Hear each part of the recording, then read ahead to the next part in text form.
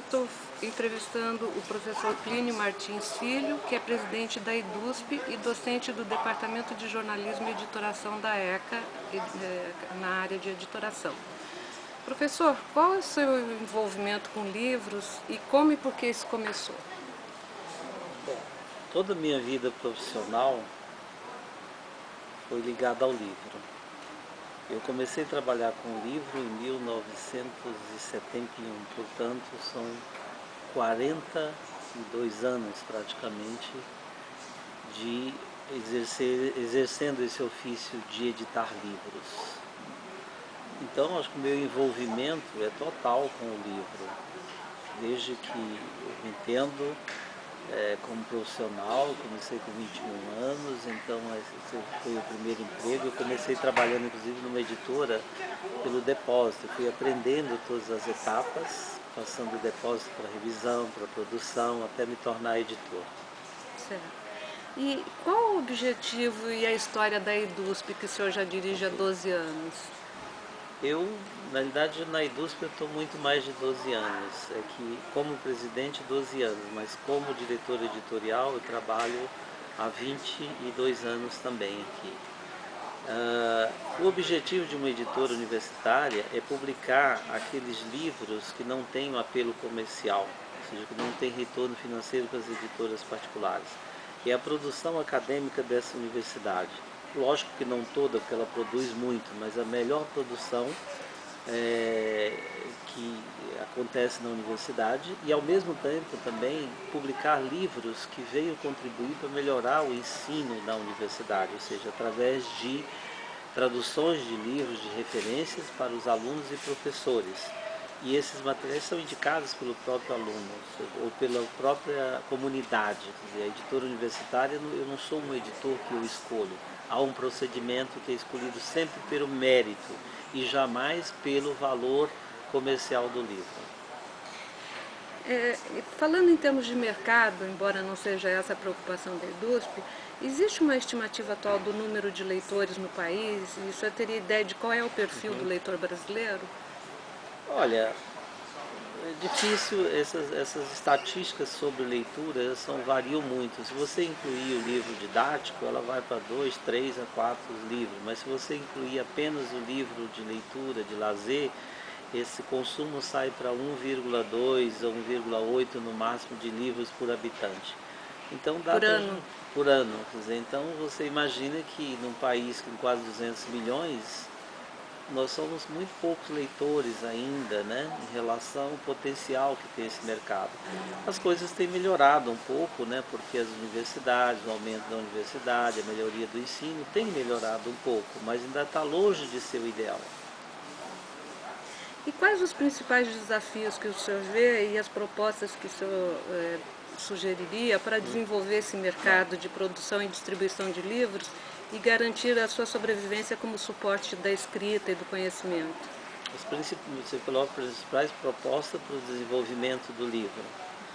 Eu acho que a principal era a gente criar o hábito de leitura nas pessoas, porque as pessoas adoram jogar culpa no preço do livro, sendo que hoje em dia as pessoas gastam mais com conta de celular e com celular do que o livro. Então é uma falácia dizer que é a questão do livro que impede.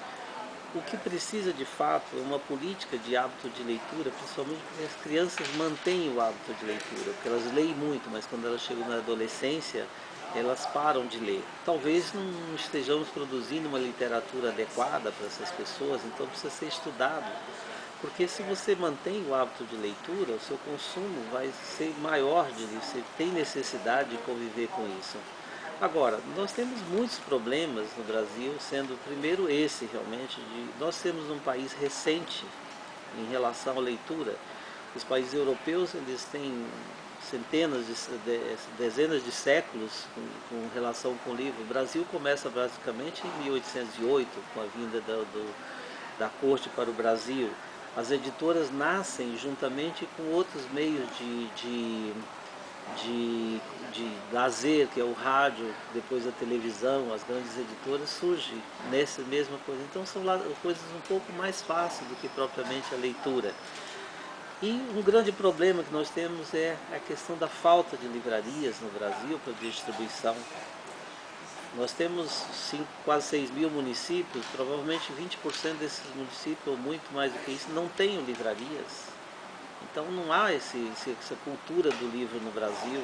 Às vezes o Brasil oferece outras coisas, tem a praia, tem o sol, quer dizer, o livro fica para uma segunda etapa, um país quente, ao contrário dos países frios, né? Então precisa desenvolver também uma coisa de leitura, além do hábito da leitura, você criar também as livrarias, distribuir, e bibliotecas também, que as pessoas tenham acesso a esse material. Algumas ideias, por exemplo, é que as livrarias elas sejam pontos de cultura, que tenham apoio do governo, tenham isenções, para que elas sejam um serviço público, não necessariamente um comércio. Porque a gente tem uma livraria, passa uns tempos, você vai nessa livraria, já não é mais uma livraria, é um boteco. Outra ideia que eu acho que também a gente podia desenvolver, que era criar um cartão livro para as pessoas, porque o governo é o principal comprador de livro, mas ele doa esses livros e as pessoas nem sempre querem ler esses livros. Talvez ele criasse um cartão livro, como tem um cartão refeição, que você recebesse, fosse à livraria e comprasse o livro que você bem quisesse ler, e não essa leitura dirigida. Entende? Quer dizer, não vou comprar e doar os livros, mas dar oportunidade para as pessoas adquirirem o livro e lerem aquela literatura que eles querem ler. Voltando um pouco no tempo, aliás, bastante no tempo, na época de Gutenberg, quando o livro começou a ser de fato disseminado, né, produzido em maior escala e a partir daí com uma rapidez cada vez maior, por que se atribui ao livro o início da Idade Moderna? Porque ele tem, principalmente, não o livro, talvez o livro impresso, porque o livro de alguma forma já existia, o livro manuscrito. É porque ele de fato ele cria uma dinâmica que não existia antes. Você imagina que os livros antes eram quase objetos raros, né? Era uma posse. Na hora que você multiplica isso e multiplica as informações, isso realmente muda toda a sistemática do mundo. Todas as informações são sistematizadas, andam mais rápido, são distribuídas, as pessoas têm alcance a isso e ele tem essa influência. O livro é um elemento transformador e formador de cultura no mundo todo. Então, ele a partir do momento que ele se automatiza, que o Gutenberg cria a reprodução, é evidente que isso vai mudar o mundo, vai se tornar realmente uma época que poderia chamar moderna, que é tão importante esse evento que até hoje nada foi substituiu, ele mantém com essa forma que o Gutenberg criou há 500 anos praticamente. Então, a importância do livro, ela é fundamental, foi fundamental e continua sendo fundamental. E a internet, os livros eletrônicos, enfim, são concorrentes a essa forma do livro criada pelo Gutenberg? Na realidade, eu creio que não, porque o que interessa para nós é a leitura, o que muda são os suportes. A internet é um suporte a mais, vai ter gente, gerações que vão gostar, outras não vão gostar, mas elas vão conviver muito bem. A internet, na realidade, quando veio, disseram que a economia, o número de livros ia diminuir, o número de árvores não ia ter tanto papel, essas coisas. Eles sabem que simplesmente triplicou o consumo de papel, o consumo de livro, a impressão de livro. Então eles vão conviver, a internet vai ser um aliado do livro. Porque o que interessa para nós não é a forma em si do livro. Lógico que eu gosto da forma impressa, mas pode ter outros que gostam. O que interessa é que as pessoas leiam.